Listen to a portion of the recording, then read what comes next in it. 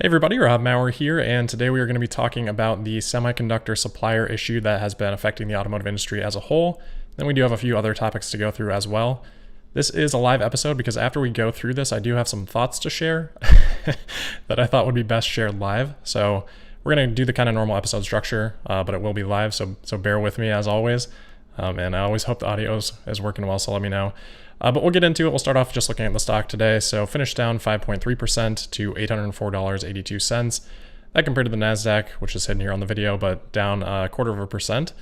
So it was a tough day for Tesla today, especially relative to the broader market. Other automakers did, at least the ones I looked at, fare worse than the market today as well. I think GM and Ford were right around down 2%. NIO probably in that ballpark as well. So I don't know that this drop was entirely isolated to Tesla, but certainly Tesla moved a little bit further. Perhaps related to the supply of semiconductors. So let's move into that topic. For whatever reason, I've had, 50 to 100 people ask me about this over the last 2 days, whether that's in the YouTube comments or on Twitter or on Patreon. A lot of people, for some reason, seem to be incredibly interested in this in the last 48 hours, even though this has been something that's been discussed in the automotive industry since back in mid-December, and Tesla has already talked about it a little bit too, so we'll go through Tesla's comments here as well. So essentially what's going on, I'll go into some links here in a second, but what's going on here is that there is this semiconductor supply shortage, which is a factor of multiple different things that have factored into it. So primarily what has been driving it is two things: the pandemic and then the rise in some areas of consumer electronics. So the work from home movement during the pandemic has caused increased supply for things like laptops and stuff like that people are upgrading for working from home. The 5G cycle with phones has caused an increase, from what I gather, in semiconductor needs. And then the next generation consoles with the Xbox One, whatever it's called now, and the PS5 launching. Those things have worked together to create more demand in the consumer electronics space. And then in the automotive space, because of the shutdowns that were experienced in the first half of 2020, a lot of the automakers cut their orders or their contracts with semiconductor suppliers to help get through that period of time. So what that has caused is, because those suppliers didn't necessarily want to cut production and things like that, they worked through their safety stocks. So let's get into some comments here from chip makers. So let's see. The first one that I want to look at here, this is from Microchip Technology. So this is from a couple weeks back, or I guess not only 1 week back, but they kind of talk about how they got into the situation that they're in terms of the semiconductor in the automotive supply chain. So they're talking about how their customers generally pulled back very hard during the pandemic. There was no backlog visibility. In this environment, they had no choice to draw down inventories and safety stock to protect themselves from what looked like severe economic contraction. And they saw similar actions from their suppliers that they worked together for actually producing their semiconductors. So they said during this time, no one in the industry was adding any capacity, obviously given the uncertainty about when things would recover. And that uncertainty extended significantly into the automotive market as well. So one of the things that they talk about here that we'll come back to a little bit later is that they're offering this microchip preferred supply program, they call it PSP, to offer the prioritized capacity to companies that are willing to work with them to order 12 months of continuous, non-cancelable, non-reschedulable supply. So they're not guaranteeing capacity for that, but they're prioritizing people that are willing to make those longer term commitments. And because, if we rewind a little bit back to the first half of 2019, because a lot of automakers were uncertain about their demand, they were unwilling to, give a lot of certainty to these suppliers. So that's kind of brought the semiconductor situation into where it is today, and they're trying to work through this now, and that's impacting a lot of different automakers. A couple other quotes here just from people in the industry. So this one is from Continental, a major supplier in the automotive space. They're talking about lead times for semiconductors, saying, quote, "With lead times of 6 to 9 months, the semiconductor industry has not been able to scale up fast enough to meet this unexpected growth in automotive demand," which really is a return to previous levels, not necessarily new growth. Then they continue saying, quote, "The bottlenecks from the semiconductor industry are expected to continue well into 2021, causing major disruptions in Continental's production." So that gives us a bit of a timeline in terms of how this issue looks. We don't necessarily have a scale from that. And then let's move into one other quote here. This is from TSMC, one of the obviously major manufacturers. I think they do like 70% of semiconductors or something like that. So specific to their automotive customers, they continued to decrease demand for TSMC's semiconductors in the third quarter of 2019. Oop, what happened there? Little page refresh. The chipmaker only began to see sudden recovery in automotive orders in the fourth quarter, their CEO said on their earnings call earlier this month. So that kind of highlights just the issues that were caused into the channel, that were brought into the channel from the decrease in orders from automotive companies in the first half of the year. So anyway, getting forward to this year then, I've been doing like hours of research on this all day to see where everyone is at. So I've got like the 10 major automakers here and all the comments that they have made on the semiconductor issue and how it's impacting them. So we'll just start off, we'll just kind of go through these. Volkswagen, they're saying that it's affected their MQB platform, both in Volkswagen passenger cars, Volkswagen commercial vehicles. Then they've had impacts on Skoda, Seat, and I don't know if that's pronounced that way or if it's SEAT, and to a limited extent, they said Audi is affected. So somewhat limited in terms of what it's affecting. Obviously, there's no mention of Porsche there or anything like that. And that's certainly not all of their production. Toyota, they say they've reduced production on the Tundra, so it seems relatively isolated there. Renault Nissan, they said that Nissan expects 150,000 fewer vehicles this year for full year. And then for Stellantis, I think I'm going to put some of the Renault stuff in Stellantis, but regardless, they say that Stellantis is the new company between PSA and Fiat Chrysler, the merger there. They said that they've delayed restarting production on the Jeep Compass, paused production of the Chrysler 300, Dodge Charger, and Challenger, and then a brief pause of Opel and Citroën and Peugeot. They're TBD on any delays there as of the last thing that I saw. Hyundai Kia, they said that South Korea's Hyundai and Kia have avoided material chip shortages as they have maintained larger orders. So that kind of goes back to what we heard there from TSMC and from Microchip Technology, talking about how the orders that they were getting cut impacted their ability to supply these automakers, and they had to work through that backlog of safety stock. But if these automakers stayed firm in their commitments, then they would have just kept things rolling and kept things on their original plan. So automakers that did that should be less impacted, which obviously we'll come back to when we talk about Tesla, which will be on the next kind of slide here.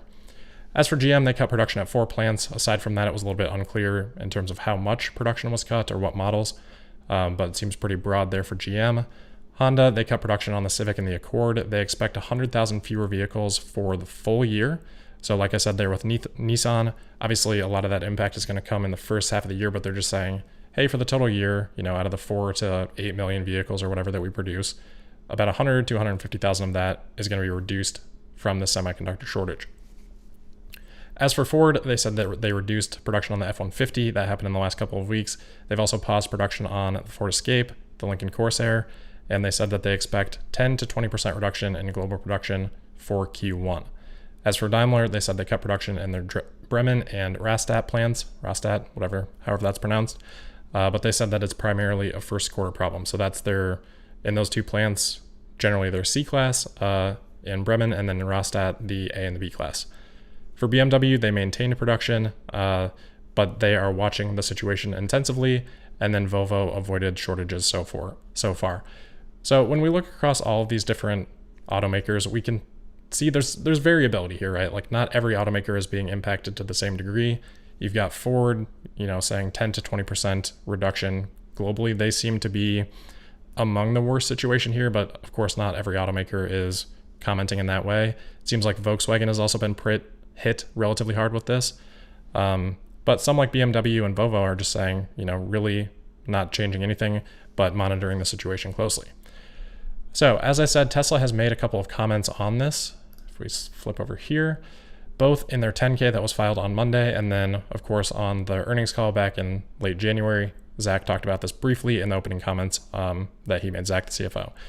So in the 10K, they said, basically just addressing that there might be port congestion, supplier shutdowns, delays because of the ongoing impacts related to the pandemic, and that they talk about the increase in demand for personal electronics has, quote, created a shortfall for microchip supply, and it is yet unknown how we may be impacted. Later in another section, they say that, quote, for example, a global shortage of microchips has been reported since early 2021, and the impact to us is yet unknown. They continue to talk about the unavailability of suppliers or components for suppliers could result in production delays, et cetera, stuff that we all, kind of understand. So essentially what Tesla's saying is like, hey, we don't know. We're doing the best that we can to manage through the situation. We don't know the exact impact of it yet. Zach on the earnings call said that, quote, the global semiconductor shortage as well as port capacity may have a temporary impact in Q1. So again, Tesla, they're not giving us as much information as some other automakers are. And hopefully that is because they haven't had to deal with any production shutdowns because of this. If we go back to kind of the comments earlier about the orders and how the shortage is somewhat of a result of canceled or reduced orders from automakers in Q1 and Q2 of last year, Tesla wasn't in that situation as badly as these other automakers were.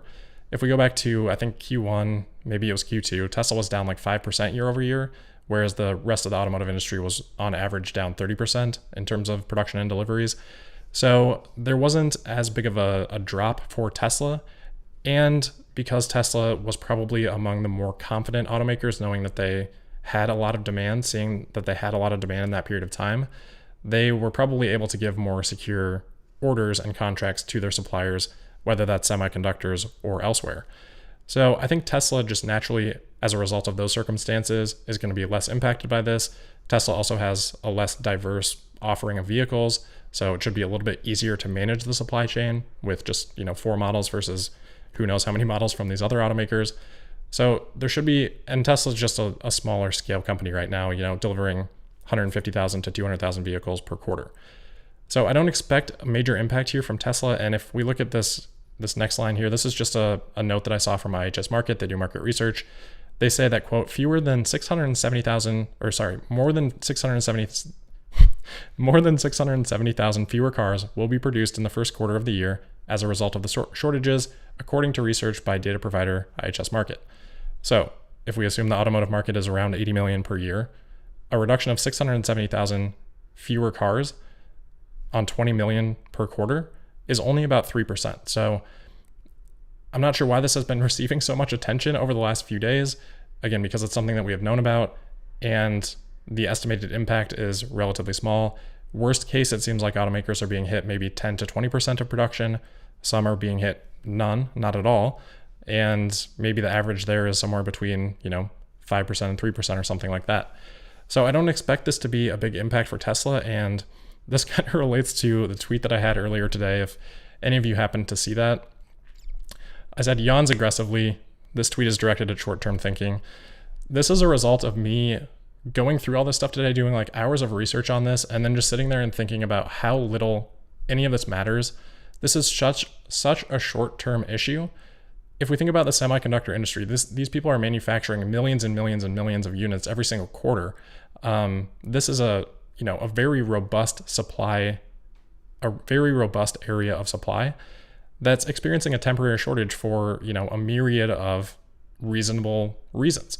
So there shouldn't be any doubt that this problem is going to be resolved. Maybe for a couple months here, it has some impact on automakers. Maybe that impact extends to Tesla. But even if Tesla's manufacturing, operations, their production were reduced by like 15% quarter over quarter. So looking at that Ford number, that's probably where Ford's going to come in. Even if Tesla's production was down 15% quarter over quarter, that would still give them their second best quarter ever of production. And if we compare it to last year, Q1, they'd be up like 50% from that, 140,000 vehicles versus 102,000 last year. So not quite, 50%, but there still would be significant growth, even if there was a large impact from this, which it doesn't seem to be the case as of yet. Even if there were that impact, the industry would resolve that very quickly. Again, we saw there from TSMC or maybe from Continental, they were saying, 3 to 6 months in terms of how long it could take to fix this issue. So this tweet's not entirely directed on that. It's a culmination of that, and then just a lot of, I don't know, short-term discussion that I've been seeing over the last few days that seems to just be sort of creeping in. And it's just, I don't know, it gets a little bit frustrating at times. And it's kind of weird because this is like Tesla Daily, and, you know, we kind of talk about all of those little short-term things often. But the way that I kind of view this is sort of like hand-holding through things like that, because at the end of the day, we should be thinking in decade-long terms, and the day-to-day stuff doesn't necessarily impact that all that much. And part of Tesla Daily is just kind of to be a reminder that, hey, on a decade-long time horizon, this stuff isn't necessarily all that important. You know, if Tesla makes 50,000 fewer vehicles because of this, it's not a big deal. They're still going to be able to, you know, continue their expansion on their gigafactories. They're still going to be able to continue their R&D. They're still going to be able to develop their full self-driving, continue expanding the beta, making that more robust and more accurate. They're going to continue to be able to work on, you know, construction at Giga Berlin, Giga Texas. They're going to continue to be able to work towards Model 2, building out the Cybertruck. None of those things are going to be impacted by a semiconductor shortage. So it's just a really small issue in the grand scheme of things that, you know, I don't know if the stock was down because of that today, but if you're thinking about Tesla as a long-term investment, something like this is really, at the end of the day, just noise. So that's kind of my thoughts. I'm just looking at my notes over here to make sure I didn't miss anything there. Kind of a rant there, but I think that captured most of it. So just a couple of other topics for today. If we flip over here, this is a report from Cash in Germany, and it is on Tesla's Giga Berlin battery manufacturing plans. So obviously that's going to be sort of a separate facility at Giga Berlin. And this is from Jörg Steinbach, who we often get information from, the Minister of Economic Affairs from Brandenburg. He's saying that, and this is translated quote, or I guess this isn't a direct quote, so I won't say it that way, but Cash says that at Tesla, battery cell production could begin in about 2 years, with which Musk wants to supplement the electric car plant in Grünheide. So I think that date is a little bit surprising. I'm sure many of us would expect battery cell production to be earlier than that. But we also haven't seen a whole lot of timelines on that. So I think it's going to be interesting to watch this particularly and see, you know, what we might find out. I think as Tesla progresses down this, we'll see more from when they have to sort of get approval for things. I think we'll see some of those documents come out. So we'll definitely be keeping a close eye on that, because if Tesla wants to ramp up Giga Berlin, and they've said that that'll use internal battery production, they've only got, you know, best case from Fremont, 10 gigawatt hours per year once that gets fully ramped up to support that. And that's just not going to, you know, that's not going to cover the production at Giga Berlin for very long. So certainly not for 2 years. And I think if we think in the context of Tesla's goal of 100 gigawatt hours of battery production internally in 2022, it doesn't really fit with this timeline either. 2 years from now, about 2 years from now, would be 2023. So I don't know if that's just, you know, a conservative date from what we've heard from Jörg Steinbach so far. He hasn't really, you know, followed that sort of a tactic most of the time.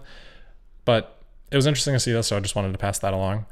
The next thing here, also sticking with Germany, kind of some good news. A lot of, or at least in parts of Europe, Autopilot's functionality is a little bit restricted due to some of the regulation there. Looks like there might be some progress here a little bit in Germany.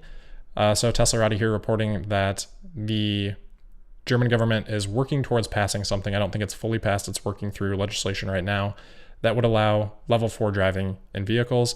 So level 4, as a reminder, is essentially fully autonomous, but it just it doesn't function in, you know, every single circumstance that a human could drive. So you can't necessarily like take out the steering wheel, take out the pedals from a level 4 vehicle.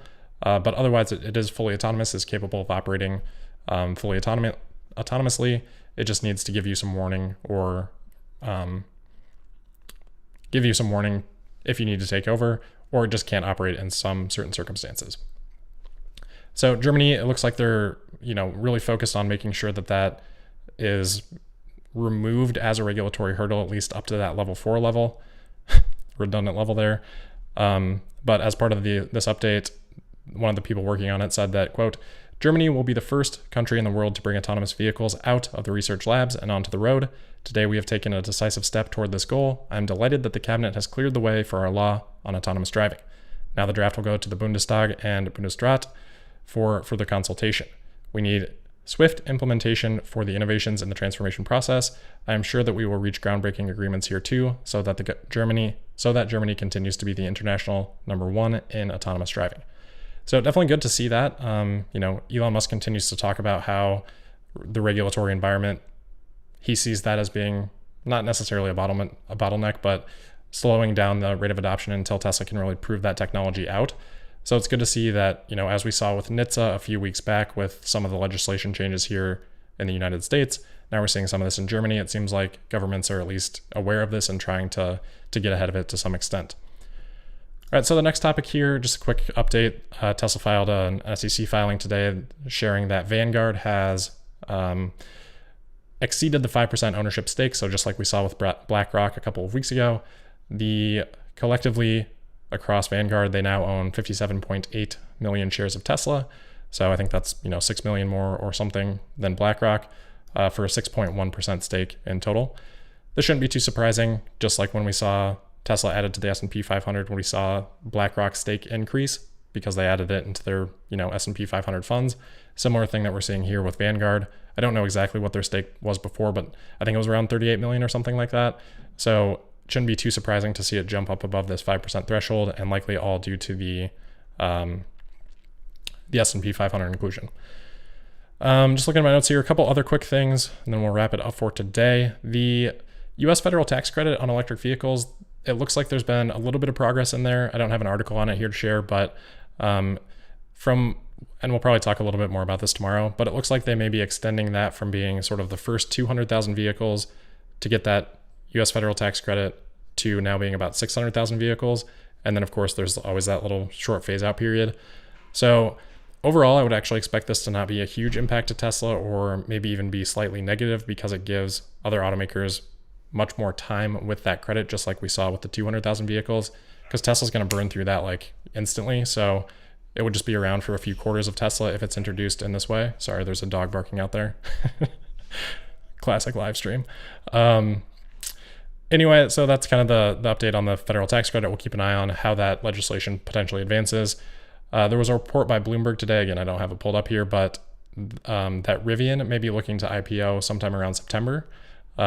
So some people were speculating that may be attributed to the drop in Tesla today. I don't think that would really be the case. 5% drop in Tesla is many, many billions of dollars. I don't think that would be capital shifting out of Tesla to prepare for a Rivian IPO, 7 months from now. I think that's unlikely. Or even just getting out of the stock because there's going to be, more competitors in the market. I don't know. I don't really think that line of thought checks out to me. And then the last thing for today, just a quick comment here on the comment sections in YouTube. So there are these spam accounts, impersonator accounts that, make their profile picture Tesla Daily. They say they're Tesla Daily, and then they comment and say you to connect with them on like WhatsApp, and they have like hints on, or, trading strategies for crypto. I'm never going to say any of that stuff to you guys. I'm never, ever going to do that. If you see something like that, report the comment. You should be able to see either a little check mark by my name or some sort of like black highlight or outline that indicates that it's me. And if it ever seems weird, you can click on the account and go in there and just, see if it's actually this channel or if it's an impersonator channel. But I'm sorry about that. As soon as I see those, I do delete them. It's super frustrating, takes forever. But yeah, just let me know if you see them and I'll take care of it. And I'll never ask you to contact me on WhatsApp, so don't ever do that.